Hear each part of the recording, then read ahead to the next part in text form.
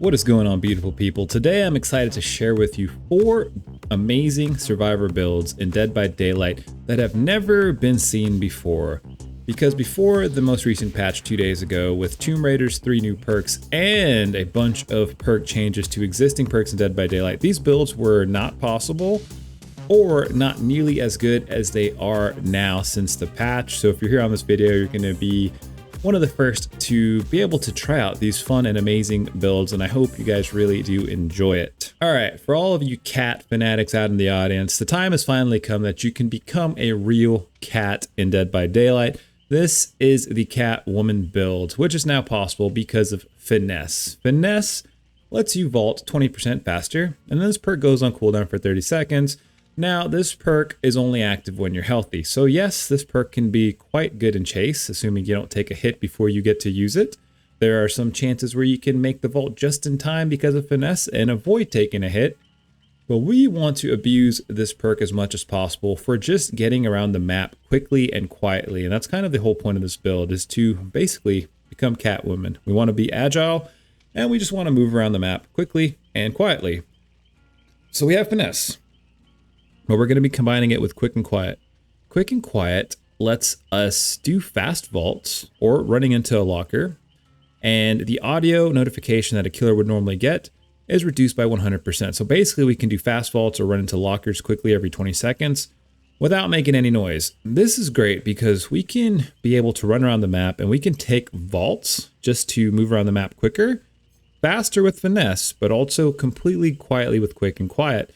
This is going to make us basically like a parkour ninja in the game, and it is a lot of fun to be able to actually use Quick and Quiet. Quick and Quiet's underestimated. There are times, for example, if the killer is barbecuing chili and someone's about to get hooked, you need to go into a locker. Sometimes if you go into a locker slowly to avoid making noises, killers will still be able to get a glimpse of your aura in time if you don't time it right. But with Quick and Quiet, that's never an issue. You can just bust into a locker, hide, wait out the barbecue and chili, and then come out and be completely fine. But also we've got balanced landing, sticking in with the theme of being agile, maneuverable, and very quiet. And this perk quite literally says, after falling from a height, cat-like reflexes reduce your stagger duration by 75%. If you don't already know, whenever you do fall, there's a bit of a stagger duration and you can't really move for a little bit. This basically mitigates that. Also reduces the volume of your grunts from falling by 100%, so killers will not know that you dropped if you are trying to give them the slip on the top level of a building somewhere. And then you get a free sprint burst after using it. You get to run at 150% speed for 3 seconds. So this is good in chase. This is good for giving the killers a slip. Balance landing is a great exhaustion perk, especially on maps like the Jigsaw Plant. But the last perk to round it all together is none other than Light-Footed, which actually has a cat in the perk icon. And actually Quick and Quiet kind of looks like a little cat pose too. Light-Footed, guys, when you're healthy, this perk activates. Your footsteps are completely silent. Whenever you do perform a rushed action, this will actually go on cooldown for 2 seconds. So we will be completely quiet, but after we do a fast vault with Quick and Quiet and Finesse, we will make a little bit of footsteps for 20 seconds until this perk comes back. Only thing to be mindful about, but basically, guys, all in all, we have a build where our footsteps are silent. We can fast vault, move around the map pretty quickly, and we even have balanced landing to help out in chase. I'd recommend bringing a med kit with this build, maybe something like a gel dressing and bandages. So you get 2 self heals. Since Finesse only works when you're healthy and Light-Footed only works when you're healthy, you definitely want to prioritize being healed to get most value out of your perks with this setup. I already know a lot of you guys are going to be excited about build number 2 because build number 2 is an invocation build, and that's been one of the popular requests on the channel for some time. Make a build with invocation. But before this last patch, I didn't really feel like any of these invocation builds were good. But now, since Iron Will has been buffed to its former glory, I can say that this is a pretty fun build to try out these days. So invocation happens when you go into the basement. You can channel and cast a spell basically for 60 seconds. Whenever you finish the invocation, you will be injured and broken for the rest of the trial. But the trade-off is that every gen in the trial will have the max charges reduced by 10. This is good for a number of reasons. One, it saves you a shit ton of gen time on all the gens. Also, perks like Popko the Weasel, Scourge Hook Pain Res become less effective because those are percentage-based perks. They will not regress your gen as much since 10 of the charges are immediately reduced by Web of Spiders. Now, that being said, the trade-off is we're going to have to be injured the entire trial after using this perk. And that's where the rest of this build comes in. 1, we're going to shave off a bunch of gen charges at the start of the trial. 2, Deja Vu is going to let us see where the 3 gen's at and gives us 6% repair speed bonus when we work on those gens. So after Invocation activates, we can go knock out the 3 gen, get a repair speed bonus knocking out those gens where the charges are already decreased, but we're also stacking this with Resilience. Since we are going to be injured for the whole game, we're basically 9% better the whole game. We do 9% extra speed when repairing, sabotaging, healing, unhooking, cleansing, vaulting, you name it. Resilience will make us that much better, and it's kind of a trade-off for playing the whole game injured. We'll be a little bit better. So Resilience stacking with Deja Vu, 15% gen speed bonus working on gens. And then the last perk to make this all come together is Iron Will, which will reduce our grunts of pain by 100%. Meaning after we're broken and injured, we will at least still be completely quiet. So it will not be easy for the killer to find us because we are already quiet with Iron Will. So the only thing the killer will really have to find us is just blood, but that's not that big a deal. Iron Will, Resilience, and Deja Vu are going to make us basically a broken gen rusher. So the idea of this build, you don't really want to be taking chase if you can avoid it. You want to ditch the charges on the gen and then get straight to work on knocking out the gens with your 15% extra speed, and then Iron Will help make it to where you're not an easy target because you're not making any grunts of pain. Now, what makes this build even better is that there's an offering called the Torn Blueprint.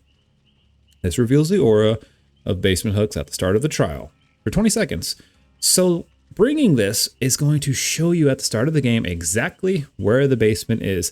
And most killers are not going to be expecting you to use Torn Blueprint with Invocation because it's not a common strategy and it's not something in the mainstream yet. If this build takes off and becomes super popular, be on the lookout because the killer might come straight to the basement to find you. But in the meantime, they're probably going to be like, why the heck did this guy bring that? Most people are not going to put 2 and 2 together to realize that you brought this just to go do Invocation. Unless you're watching this video. Now you know. Whoop, cat's out of the bag. And then the last thing, I'd recommend bringing a toolbox with you with some wire spool and some charges so that way you can get that extra speed if need be to try and knock out a gen as soon as possible. All right, guys, build number 3 here. I am calling the new meta build because Babysitter, if this perk ain't meta yet, it's going to be meta. It is basically the new borrowed time to help prevent your teammates from getting tunneled. Before, when you would unhook a survivor, they wouldn't leave scratch marks and they would get a 10% haste for 8 seconds, which really isn't enough time to get away from the killer. Also, they don't leave any pools of blood. 8 seconds, really not enough if the killer's looking at you or comes back to the hook to try to find who you rescued. But 30 seconds, absolute game changer. If you remember how bad a 3% haste boost was for survivors with Made for This for killers to the point to where they complained enough that Made for This got nerfed. Well, imagine 10% for 30 seconds. It's pretty damn good. It's going to make whoever you unhook a lot harder to get tunneled because they'll have that speed, but also they will not be leaving scratch marks or pools of blood. So that's going to make it very easy for them to be able to actually give the killer the slip, especially if they're using a perk like Off the Record Iron Will that keeps them silent. Babysitter is going to help keep your team clutch, and it's basically living up to the legend Steve Harrington of keeping everybody safe. But also, this perk lets you see the killer's aura for 8 seconds. So there's 2 things you can do with this perk. 1, in a pinch, if you have no choice and you have to unhook your survivor teammate in front of the killer, you have Babysitter. They have that haste. They should be able to get some distance and get away, and at least a lot of people, if they're half decent, they'll be able to get away from the killer and give them the slip. Worst case scenario, they run in a straight line, the killer chases them, that 10% haste will extend that chase quite a bit from normal, and then they'll go down, but at least they will stall a lot more time than they would have. But because you get to see the killer's aura for 8 seconds, this perk stacks beautifully with Made for This, because Made for This, when you unhook a survivor, you get 100% healing speed for 90 seconds. But that 100% healing speed means you heal survivors in 8 seconds, so this actually makes it safe to heal at the hook. Usually I would not recommend healing survivors at the hook because 9 times out of 10 the killer will turn around and come back. But because you can read the killer's aura, if the killer is not coming back to the hook, you can just heal him there on the spot and get him ready to go.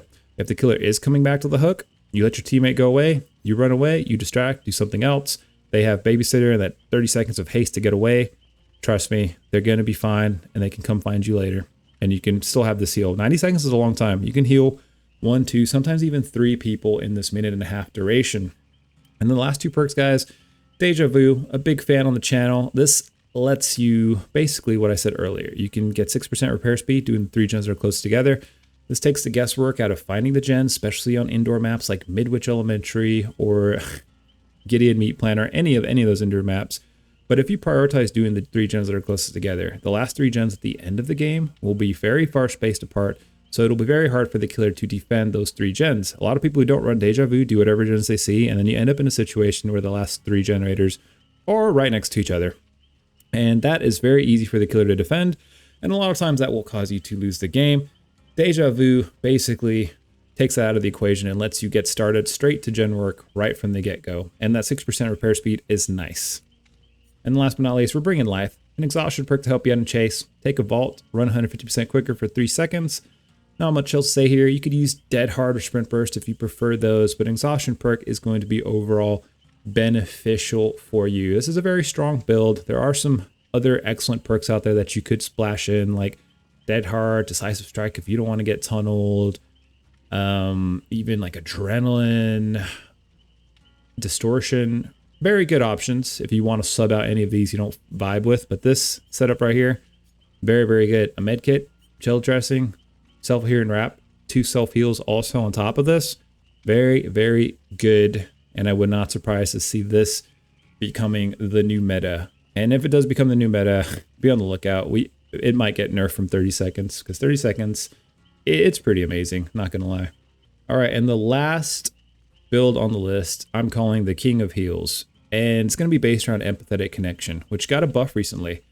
Empathetic Connection activates when another teammate is injured. When they're injured, they can see your aura within 96 meters, which for the most part should be the entire range of the map. There will be some niche instances where they're too far away. Like if you're on opposite corners of the swamp, maybe you don't see them with Empathetic Connection, but 96 meters is basically covering the entire map. But instead of healing other people 10% quicker, which is kind of negligible, you heal other survivors 30% faster, which is amazing. So now we have Empathetic Connection, which lets you heal people 30% quicker all the time, which is a solid buff. We're stacking this with Botany Knowledge. Increases our healing speed by 50%, decreases healing item efficiency by 20%. So instead of healing people 30% quicker, we will heal people 80% quicker. It's not as good as we'll make it, but it's basically just as good because you have a 100% uptime for these perks. Not only can your injured teammates find you, you heal them pretty damn quickly at an 80% expedited rate, and you have this active all the time. You don't have to unhook somebody to get this active. So basically, anytime a teammate needs a reset, you are more than capable of resetting them hella quick. But now to go hand in hand with Empathetic Connection and Botany Knowledge, we have Empathy. Empathy lets us see our injured teammates within 128 meter range, which will be the entire map on most maps. So the cool thing about Empathy is that you can actually see where your injured teammates are at, and they can see where you're at. So you can see if they're coming towards you. You can also meet them halfway. If they're in chase, you could go meet them, try to take a body block for them, try to defend them. Especially with the last perk I'm talking about that we have for this build, which is We're Gonna Live Forever. A forgotten perk. Not many people use it anymore, but it's still a really good perk. Whenever you're healing someone who's been slugged, as in they're in the dying state, you'll heal them 100% quicker. So instead of 32 seconds to get somebody up, it's 16 seconds, which is a lot quicker. Now there's a second function of this perk. If you take a protection hit to protect a survivor, if you do a safe hook rescue, if you rescue a survivor by pallet stunning the killer somehow, you'll get the second ability of this perk. And that's when you pick up a survivor from the dying state, they will get 10 seconds of endurance after you pick them up. So not only do we heal people 80% quicker, we also pick them up from the ground 100% quicker. And Botany Knowledge actually does help stack with this as well. It's not going to be that big of a boost. After you go over 100% extra healing speed, it's not as effective, but it is still effective. So it will actually shave off some additional time picking up slug teammates. But where this build really shines is that we're bringing a med kit with us with bandages. So what this will allow us to do is we can actually get one really fast self-heal or heal on a teammate because we have Botany. So if we use a med kit to heal ourselves with Botany, we'll heal ourselves really quickly, but then we'll have a little bit of charges left over because we have the bandages that we can still use the anti-hemorrhagic syringe. Now what this does is when we use it on someone or ourselves, after 16 seconds, they will be fully healed or we will be fully healed. But here's the thing, the time required for people to get picked up by the syringe is modified by perks, items, and add-ons that affect healing speed. this actually does stack with the perks in our build. And the crazy thing about it is you can actually use this on a slugged teammate. I cannot tell you how many times, and I just discovered this recently, like someone gets slugged in front of you and you're close by, the killer's obviously going to come to you.